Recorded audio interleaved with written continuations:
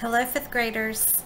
I'm going to be sharing a book with you today, and the title of the book is called Coolies, and the author is Yin.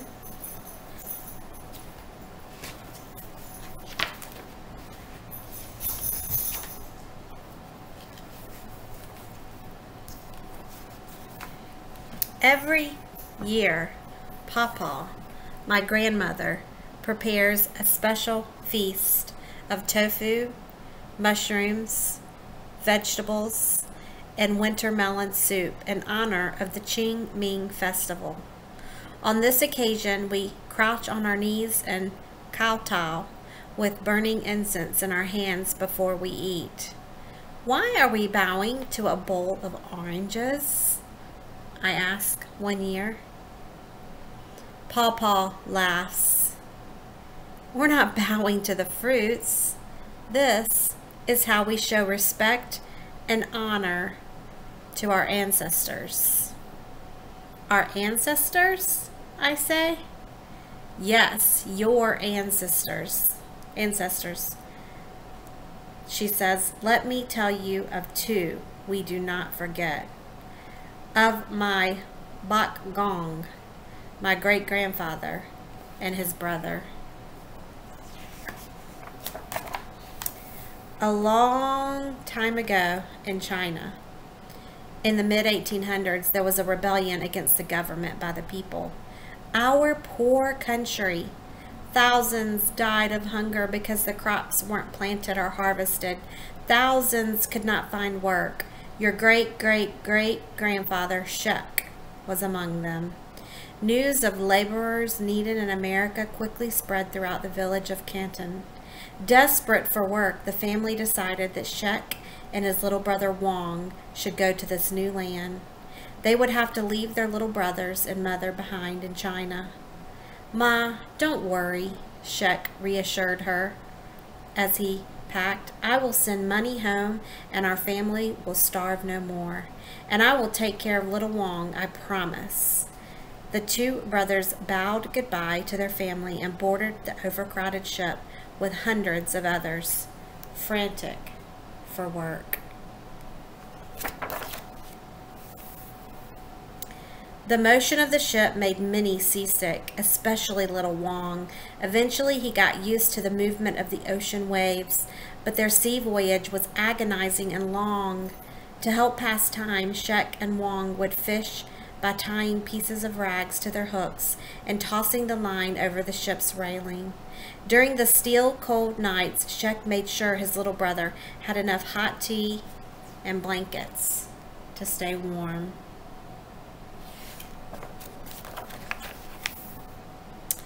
After almost 2 months on the stormy sea, they finally arrived in San Francisco. Like many others on board, Shuck and Wong were frail from their exhausting trip. However, the brothers were excited. Look, little Wong, this is the land of opportunity, Shuck exclaimed as he stared out at the new world. Horses and wagons met them at the ship. Shuck made sure he was close to his little brother as the Chinese were separated into groups heading for Sacramento. Stay close, Shuck whispered. I'm going to stop right there, and I'm going to ask you to take a look at this picture, and you can see the Chinese men coming off of the boat, and then you see right here, it looks like that these were some men who lived in America already. And so you can see they look different, and they're dressed different.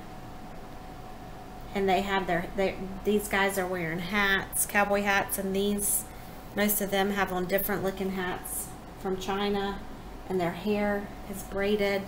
And I want you to pause and think, how do you think these two groups are going to interact with each other?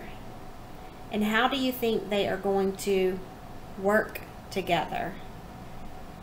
Do you think they're going to get along?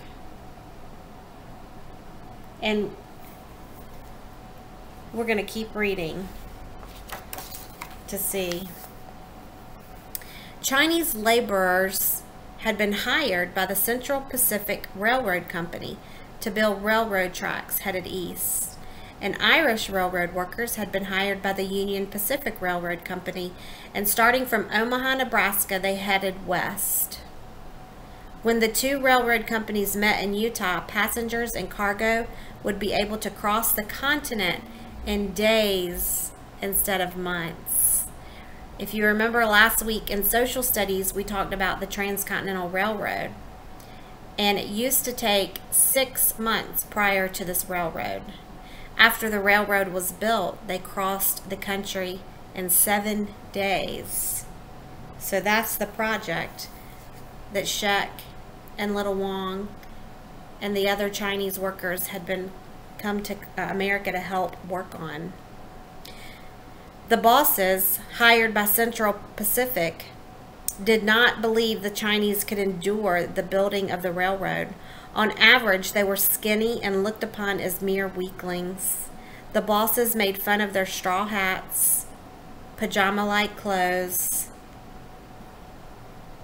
and even their long queues, which were the braids they wore down the center of their backs. Coolies, they called them, lowly workers.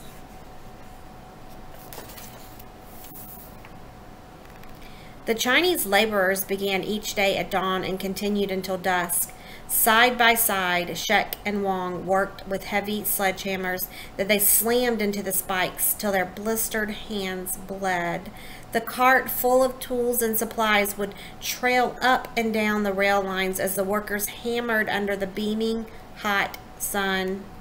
Day by day, they labored through desert hills, through meadows, and across steep cliffs until they were met by rows of mountains, which the foreman called the Sierras. And I want you to pause. We're going to pause for a moment, and I want you to think about all of the obstacles that not only the railroad workers, but the pioneers, the new settlers, when they were moving out west, we see some of the obstacles that they faced in this picture. The weather was certainly one of them. Either the hot sun, being exposed in the weather, or when winter came, the climate changed with the cold snow and cold days. And we see the mountains. We also learned about rivers, what happened when they had to cross rivers. So we're going to keep reading. The loud whistle sounded each evening, a signal to the end of a hard work day. When the Chinese laborers returned to their camps, the cooks prepared hot water in tubs so the exhausted workers could bathe. The brothers also looked forward to mealtime, when the cooks prepared their favorite Cantonese dishes: rice with dried fish, mushrooms, bamboo shoots, vegetables, pork, seaweed, salted cuttlefish, noodles, and of course, hot tea. Many nights, Shek shared his own food with his little brother. "Make sure you finish every grain of rice for Ma," he would say. The brothers slept in a tent so fragile the harsh wind nearly blew it away. But inside the tent each night, Shek cupped Little Wong's hand and helped his brother practice his Chinese calligraphy. Once a month, they would write to their mother and send money across the sea to her. "Dear Ma," they wrote, "we hope you are able to buy some crops with this money. Please do not worry about us. Even in this foreign land, someday our family will be rich forever. Your son, Shek."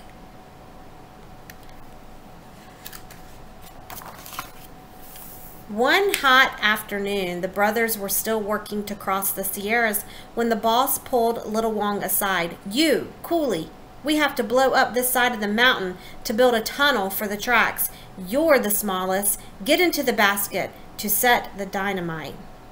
With the little English he knew, Shek shouted, "He too young. I am small too. I set dynamite."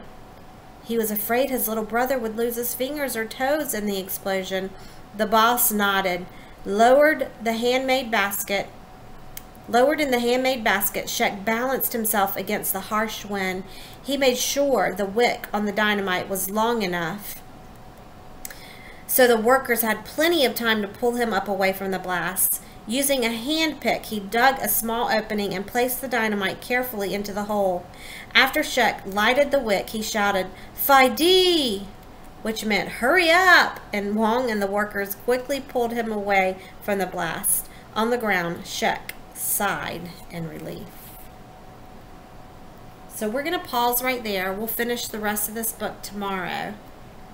But I want you to think about all of the, continue to think about the dangers and the obstacles that not only these railroad workers had, but all pioneers when they were moving west and building the Transcontinental Railroad. And we will pick back up and finish reading our book tomorrow.